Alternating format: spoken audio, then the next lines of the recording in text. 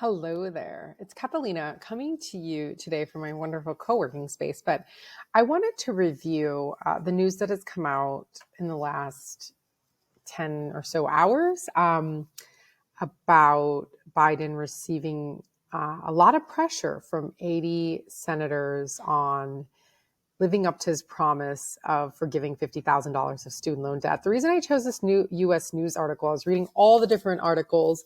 The reason I chose this article is because it goes into more of the politics in the background of why these 80 congressional members are getting on Biden's case.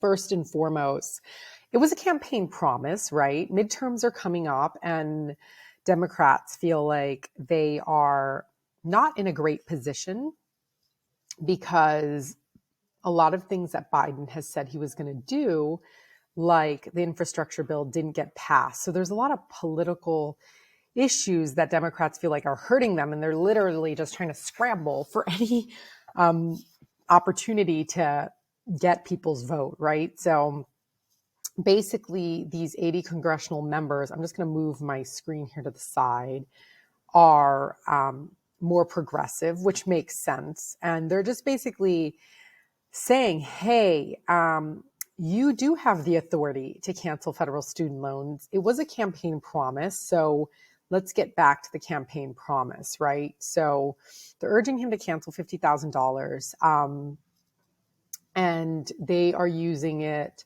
They're saying that it is that the reason is because it will relieve the economic stress that disproportionately impacts lower income and minorities, Black and Hispanic borrowers. And it's crucial. It's crucial for this demographic to show up to the midterm elections. So, of course, it's very politically driven. They say, hey, lawmakers argue that the executive authority Biden is currently using to cancel the interest owed to federally held student loans, and they're citing a section 432 of the Higher Education Act, is the same authority he could use to provide wide-scale student debt cancellation. So I don't know if you recall at the beginning of when he was elected, he said he would have the Secretary of Education, Miguel Cardona, look into writing up a memo on his legal authority. Well, that's been delayed over and over from being released. And I don't know if that's because it showed that he does have the authority, but essentially they're just revisiting, these congressional members are kind of revisiting the legal authority the president has on their own. So the publicly releasing the memo outlining your existing authority on canceling student debt and broadly doing so is crucial to making a meaningful difference in the lives of current students, borrowers, and families. But they also wrote that it's interesting because it wasn't done, and now this year, the midterm elections are coming up. So I think a lot of Democrats and the progressives are just like, hey, let's do what's right to make sure we can get some votes here, right?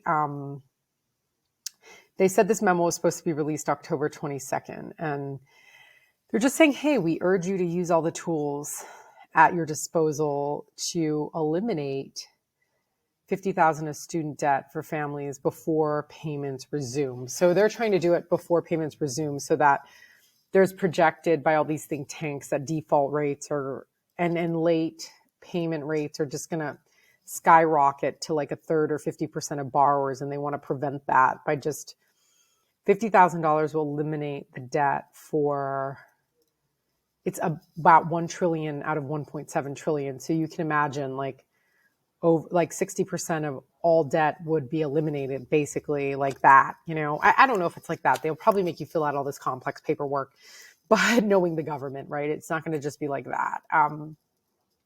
But anyways, there's a huge push for it. And of course, it comes during a moment of uncertainty over the president's Build Back Better package, the $1.75 trillion proposal to address major progressive priorities like climate change and universal childcare and preschool. So that's what Biden's saying. Biden's like, I'd rather use the $1 trillion for universal pre-K and other educational initiatives rather than just forgive the debt of people who have already gotten some form of education, right? And so that's kind of Biden's argument. His argument's also like, I don't necessarily believe in eliminating 50,000, maybe 10, but I want it to be a congressional act. And so that was kind of his position. And of course, now he's being pressured by his political party to think about it. Of course, me personally, as someone with student loan debt, would greatly benefit. But also, I do know that having this debt does impede our generation from being able to pursue other financial goals and aspirations. And a lot of conservatives or a lot of people say, well, what is the impact really going to be to the economy? It's just now money they're not spending on student loan interests, but are they going to spend it on other things? And I'm like, people are literally going delinquent, like they can't pay it. They're ruining their financial lives. I mean, of course, if we free up cash flow, it's not like everyone's delinquent, by the way. 4 out of 5 people aren't. So if you eliminate their debt, they can spend it on other things. They can invest. They can buy homes. They can do other things. So the argument that it's not really going to help the economy is just, that doesn't make any sense to me either. So anyways, this article continues to attack Biden a little bit. But I do think, and I attack Biden, but also talk about like, what did he promise? What does he say he's going to do? He did say he would provide early education and free community college for families that earn under $125,000. So there are things he'd like to achieve from an educational standpoint, and it doesn't seem like forgiving the student loans is one of them, although he's being urged by 80 congressional members. So I just wanted to share the latest. What does this mean for you personally?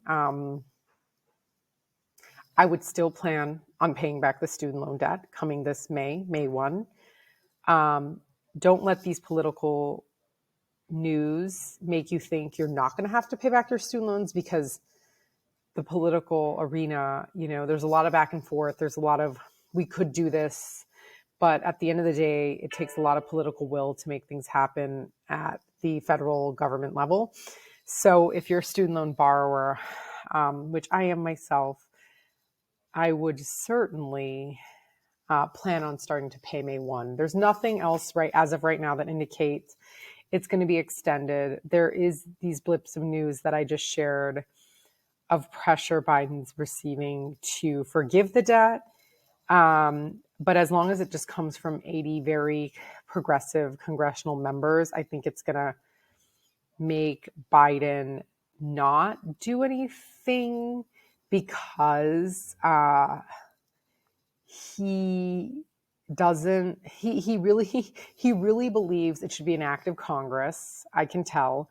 And he also believes in funding other educational priorities like universal pre-K and free community college for families that earn under $125,000. So it's almost like at the end of the day, he gets to decide if he's going to attempt to do that or not. And we'll keep you updated, Thanks for following our channel. If you find this information useful, please give it a thumbs up, a like, and subscribe. Thank you.